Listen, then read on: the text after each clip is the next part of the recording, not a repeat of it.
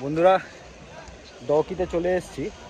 এতদিন এই নদীটার নাম জানতাম যে ডাউকি রিভার, কিন্তু নদীটার নাম ডাউকি রিভার নয়, জায়গাটার নাম ডাউকি আর নদীর নাম হচ্ছে উমনট রিভার। উমনট। এই যে টিকিট কেটে নিয়েছি, পার বোট 800 টাকা করে, প্রত্যেকটা বোটের জন্য 800 টাকা করে, আর ম্যাক্সিমাম 3 পার্সন এই বোটে চাপতে পারবে। তো আমরা দুজন আছি, তো আমরা পুরো বোটটা নিয়ে নিলাম, 800 টাকা করে পার টিকিট। তো এই যে বোটগুলো সব দাঁড়িয়ে আছে দেখো, এখানের মধ্যে একটা বোটে আমরা চাপবো, ঠিক আছে? তো চলো যাই বন্ধুরা। এটা হচ্ছে আমাদের বোট, এই বোটটায় যাবো। এই যে ব্লু কালারের টি শার্ট পরা ছেলেটা আমাদের নিয়ে যাবে, ঠিক আছে? এই বোটটায় আমরা চাপবো, তো চেপে নিই, তারপরে আমি তার ভিউটা দেখাবো। আমরা ওই দিকটায় যাবো বন্ধুরা। বোট নাম্বার 61 নিয়ে উমনট রিভারের ওপর দিয়ে চলছি।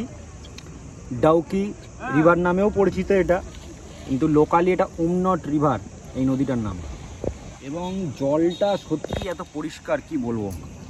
এটা বেসিক্যালি একটু সবুজ সবুজ লাগছে, কারণ আকাশের অবস্থা একটু মেঘলা। শীতকালে আকাশ পুরো ক্লিয়ার থাকে, তো শীতকালে একদম নিচ পর্যন্ত দেখা যায়, পুরো ক্রিস্টাল ক্লিয়ারভাবে দেখা যায়। জলও কম আছে, এটা সামার সিজন চলছে। এই যে পুরো নদীর ভিউ দেখো, ওই যে ব্রিজ, ডাউকি ব্রিজ, ঠিক আছে?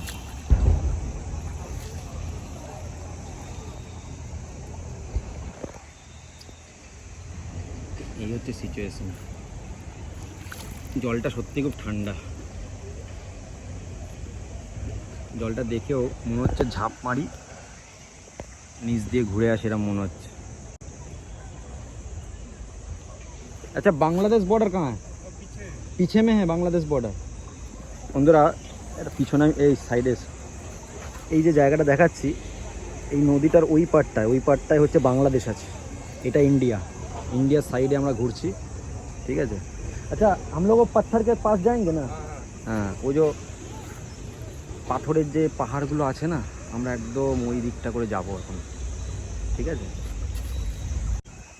বর্ষাকালে জলের পরিমাণ আরও বেড়ে যায়, এবং বর্ষাকালেও জলটা ক্লিয়ার থাকে না।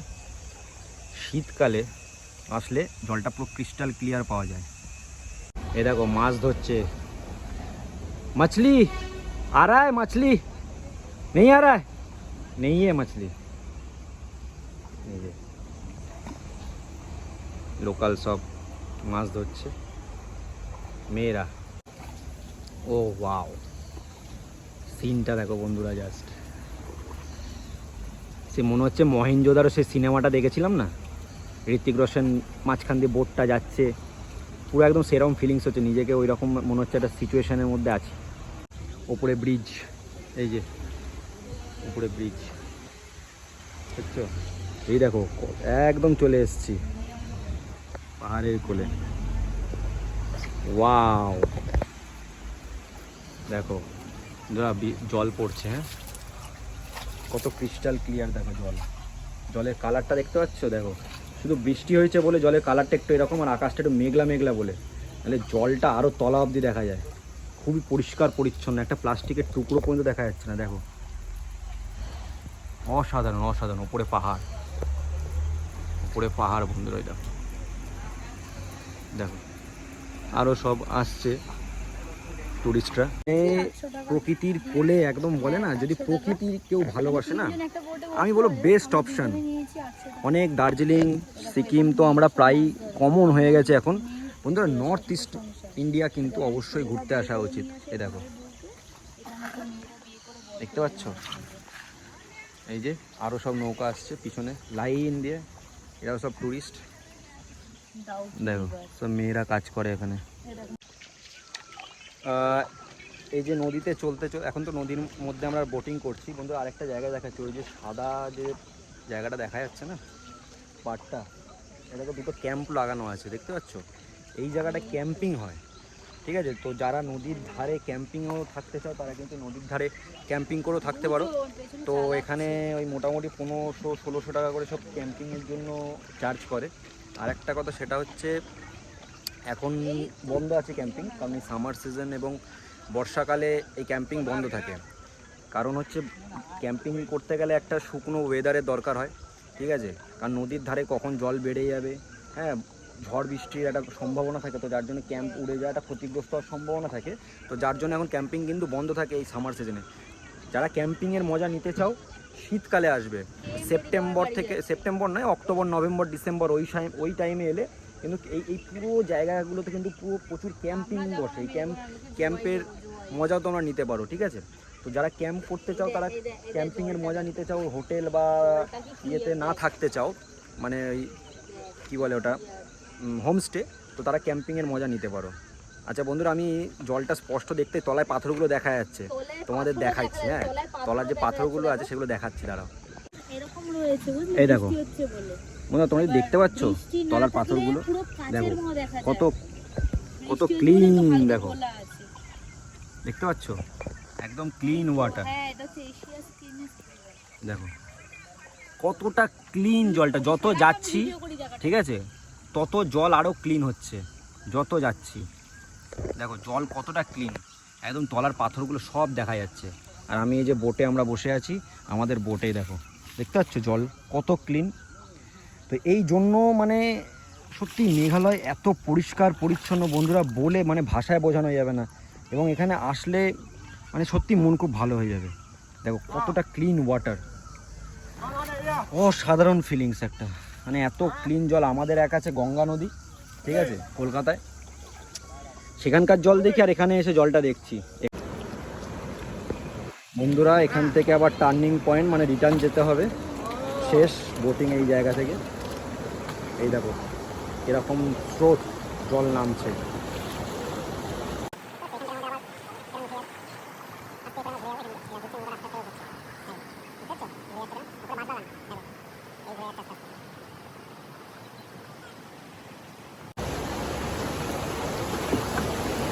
ওয়াও, অসাধারণ।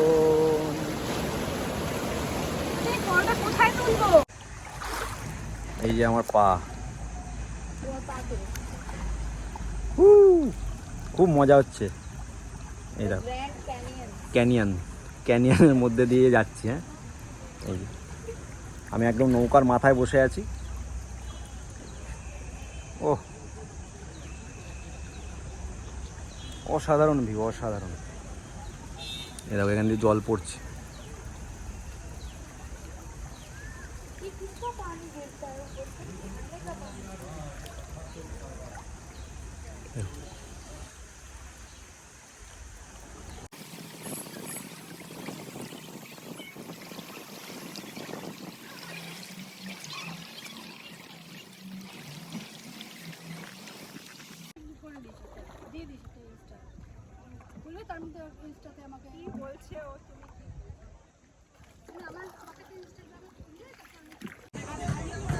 বন্ধুরা এইটা হচ্ছে ইন্ডিয়া, ঠিক আছে, দেখো বিএসএফ এর ছাউনি, আর এই পার্টটা হচ্ছে দেখো বাংলাদেশের পতাকা উঠছে, দেখতে পাচ্ছ, শুয়ে পড়েছে, হাওয়া দিলে পতাকাটা দেখা যাবে। ওইটা বাংলাদেশ, ওই যে একটা ছোট্ট, ওই যে একটা উড়ছে, ওইটা হচ্ছে বাংলাদেশ। এটা বিএসএফ দাঁড়িয়ে আছে, বিএসএফ এর জওয়ান, ঠিক আছে।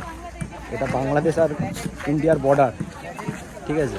এই যে এই দেখো ওই পাশে বিজিবি দাঁড়িয়ে আছে, এটা হচ্ছে বিএসএফ জওয়ান।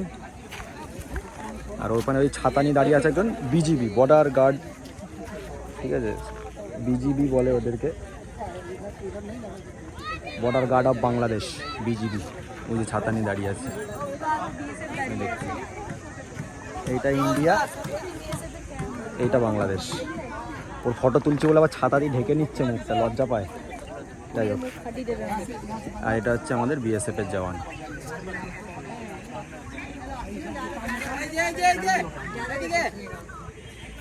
ये लाइन के उस पर बांग्लादेश है।